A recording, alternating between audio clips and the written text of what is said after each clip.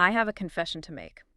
For the better part of a decade, I operated under the assumption that the secret to hitting a golf ball further was basically just spending more time doing deadlifts and trying to swing out of my shoes. Yeah. I mean, I really thought distance was purely a measure of athletic violence. You know, you and about 90% of the golfing population. And honestly, it's a logical assumption. We see these guys on TV with these massive physiques swinging at 120 miles an hour, and we just naturally think, okay, muscle equals speed. Right. But I've been buried in this stack of research you sent over for today's deep dive articles from Andrew Rice, the launch data from Dave Totalman, all these engineering reports on the 2025 driver landscape.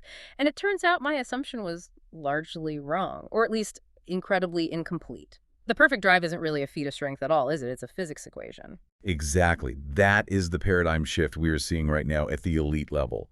Driving has transitioned from this subjective grip and rip it art form to a cold, hard, data-driven discipline. Here is the reality for anyone listening. Yeah. Clubhead speed sets your ceiling. That's your potential. But your efficiency, specifically how you manage launch conditions and aerodynamics, that determines the actual yardage you get to write on the scorecard. So our mission today is pretty specific. We aren't here to tell you to go work out for 6 months. We are here to optimize the swing you have right now. We're going to unpack the physics of impact, specifically this thing called the vertical gear effect, which sounds like sci-fi but is actually crucial. Oh, it's the holy grail of distance. Yeah, and then we're going to look at the biomechanics of the kinematic sequence, and finally we need to talk about the 2025 equipment landscape, because there is some truly fascinating engineering happening with this 10K MOI movement. It's a really comprehensive look. This deep dive is for the serious golfer who is tired of guessing and wants to start maximizing every single yard available to them through a professional-grade understanding of their own data. So let's start right at the moment of truth, impact. Because I think the biggest misconception, and I was definitely guilty of this too, is the location of the sweet spot. We all try to hit the dead center of the face, right? But looking at Andrew Rice's data, the center isn't actually where the max distance lives. It's completely counterintuitive, isn't it? If you look at the physics of a driver head moving through space, the geometric center is rarely the optimal strike point for raw distance. The data actually points to a strike location that is slightly above center and a little towards the toe. The high toe miss. I've heard tour players call this the honey hole. Why is that specific quadrant so much better than dead center? It's a combination of speed geometry and gear effect. So first, think about the driver head swinging on an arc around your body. The further out you go from the shaft, meaning towards the toe, the faster that part of the club is physically moving through space. Andrew Rice notes that the toe travels approximately 14% faster than the heel. 14%. That is a massive number in golf. It's huge. That's essentially free ball speed just by moving contact half an inch outward. It is free speed. But speed is only half the equation. The real magic happens because of the vertical gear effect. Okay, let's unpack this because the notes here are pretty dense. The way I'm visualizing this, based on the diagrams and the research, is that we need to treat the club face and the golf ball like two gears meshing together. That is the perfect analogy. So modern drivers aren't perfectly flat, right? They have a curvature from the crown to the sole called roll. Now imagine the club face is a gear. When you hit the ball high on the face above the center of gravity, the collision forces the club head to twist backward. Okay, tilting back towards the sky. Exactly. And if the club gear rotates backward, like clockwise, it forces the ball gear to rotate forward, counterclockwise. And that forward rotation on the ball directly contradicts the natural backspin. So the head twisting backward actually scrubs spin off the ball. Drastically. It acts as a massive spin killer. Dave Totalman's data on this is just staggering. He showed that a strike just 0.6 inches above center can drop spin from a ballooning 3,900 RPM down to a piercing 1,700 RPM in certain head models. Wow. 0.6 inches. That is the difference between a ball that climbs into the wind and falls out of the sky like a dead bird and one that hits the ground running for miles. Exactly. This is how you achieve the high launch, low spin holy grail. The loft high on the face is naturally higher because of that roll we talk about, which gives you the launch angle, and the gear effect steps in and kills the spin. And if you miss low on the face? Total disaster. The gears run the opposite way. The head twists forward, which adds backspin to the ball. That's why those thin shots balloon up and come up way short. You lose on both launch angle and aerodynamic drag. So we're aiming for that high toe quadrant, but strike location is just one variable. We also have to look at how the club is actually moving through space. I want to bring up spin loft because I feel like this is a term that gets thrown around in fitting bays a lot to sound smart, but it's rarely explained well. It's very often misunderstood. People think dynamic loft, which is just the loft of the club face at the exact moment of impact, is the only thing that matters. But spin loft is actually the difference between your dynamic loft and your angle of attack. So it's the relationship between where the face is pointing and the direction the club head is traveling. Right. Think of it as the amount of glancing blow you're putting on the ball. The larger that gap between loft and attack angle, the more friction and spin you generate. To maximize distance, we generally want to minimize that gap. We want to compress the ball more efficiently. And this leads us directly into the optimization windows. We have charts here from TrueSpec and Up Your Club that break down the target numbers. But we have to make a really clear distinction here for you listening, because what works for Rory McIlroy does not work for the guy swinging 90 miles per hour. This is critical. If you are an elite speed player, meaning you're swinging 105, 110 miles per hour plus, your absolute enemy is drag. You don't need help keeping the ball in the air. So your optimal window is a lower launch, somewhere between 11 to 14 degrees, and very low spin, 1,800, 2,500 RPM. You are actively trying to flatten the trajectory. But if the average amateur who swings around maybe 85 to 95 miles per hour tries to chase that 1,800 spin number, They're going to hate their driver. yeah, It would be a disaster. At 90 miles an hour, 1,800 RPM of spin isn't enough to generate lift. The ball effectively knuckleballs out of the sky. It just won't carry. this dives into the turf. Exactly. If you are in that moderate speed category, you actually need spin to keep the ball airborne.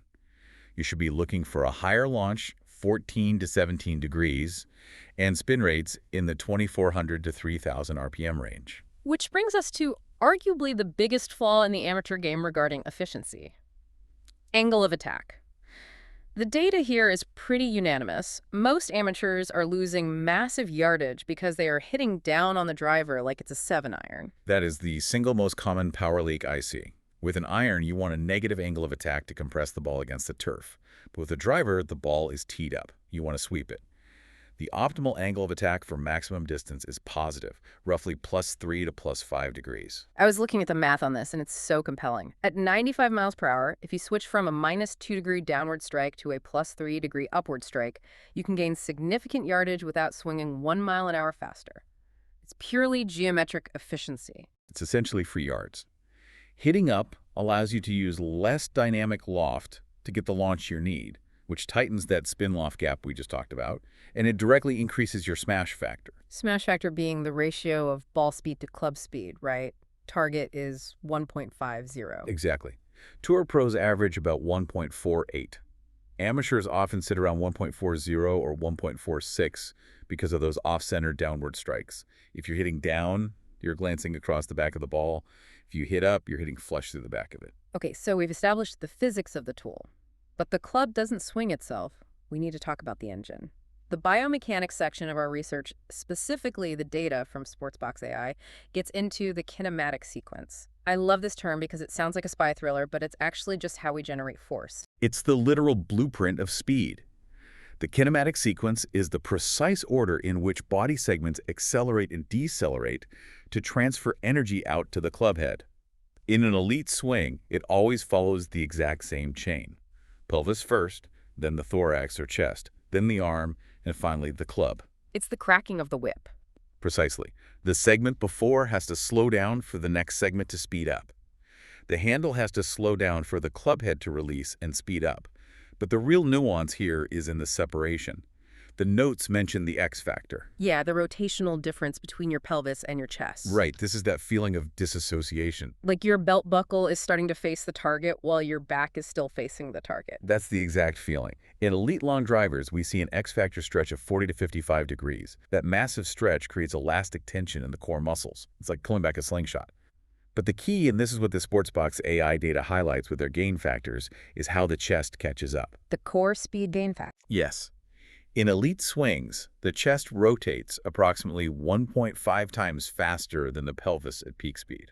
So the hips lead the way, but the chest has to fire incredibly rapidly to transfer that stored energy out to the arms. And to do that, you have to use the ground. I'm seeing notes here about pelvis lift and the squat and thrust move. This is the modern power move. Think about a vertical jump. To jump high, you first have to squat down.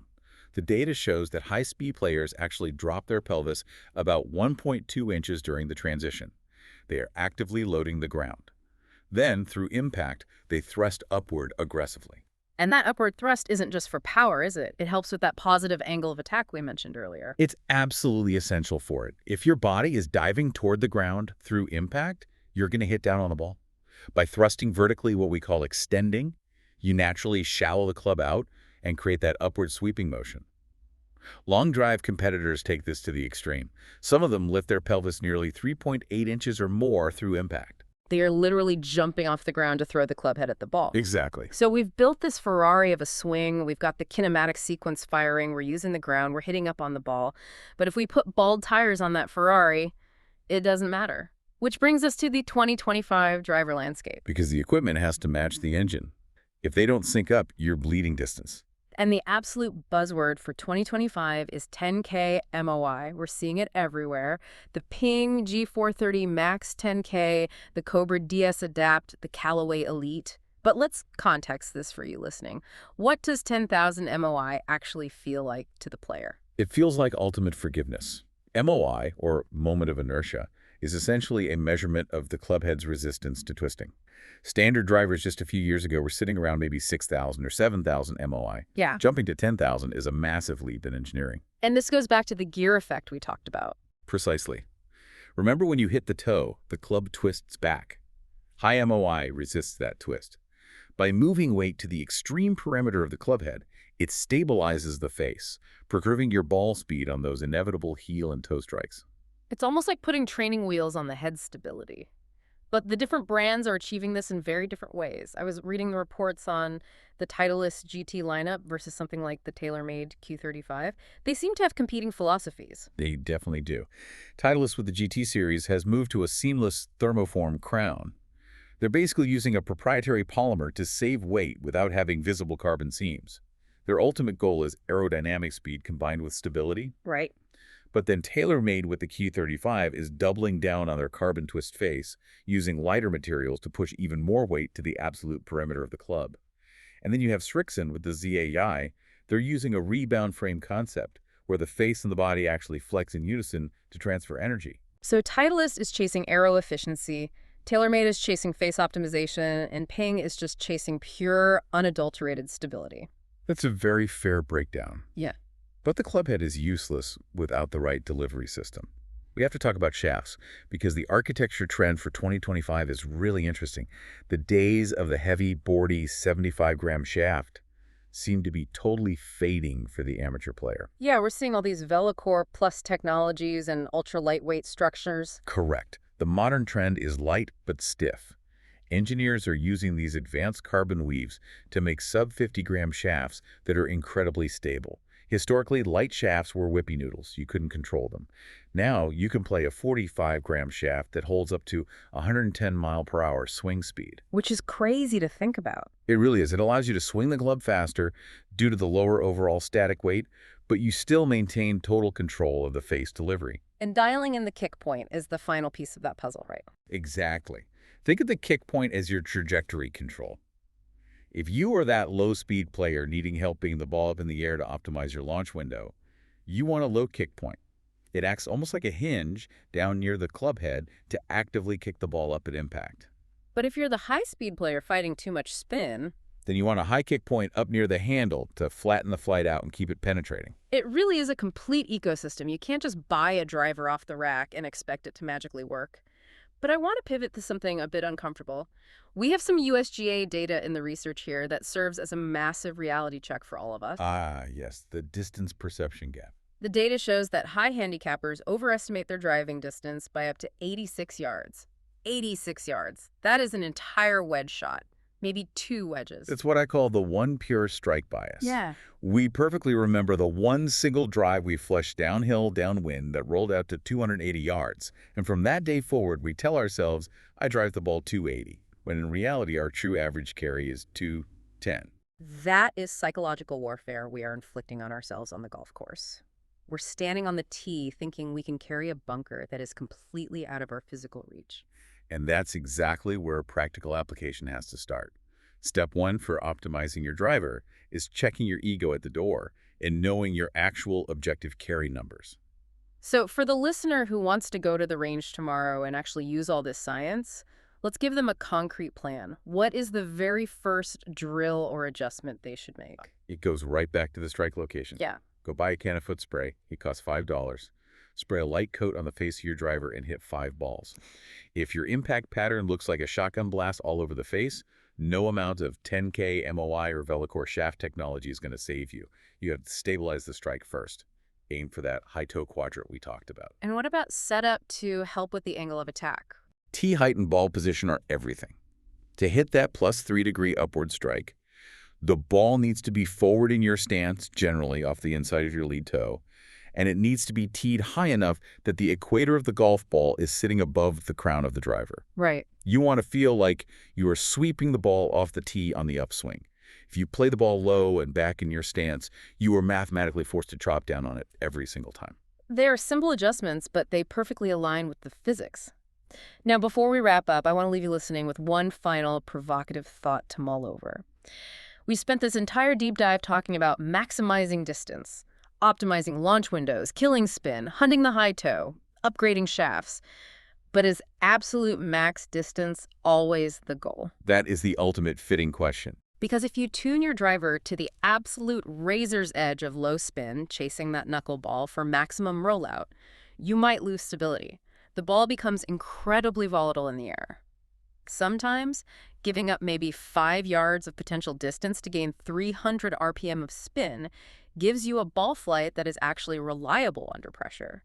So the question is the perfect drive the longest one mathematically possible, or the one you can consistently find in the short grass when your hands are shaking on the 18th tee? That's a great point, because at the end of the day, accuracy is a form of distance. You aren't pitching out sideways from the trees. Exactly. If you find our content valuable and believe it helps improve your understanding and performance, we would truly appreciate your support. Subscribing to our channel allows us to invest more time and resources into creating even more detailed, high-quality, and engaging golf content for you. Your support directly helps us continue delivering elite-level insights and professional analysis. Thanks for listening. We'll see you in the next deep dive.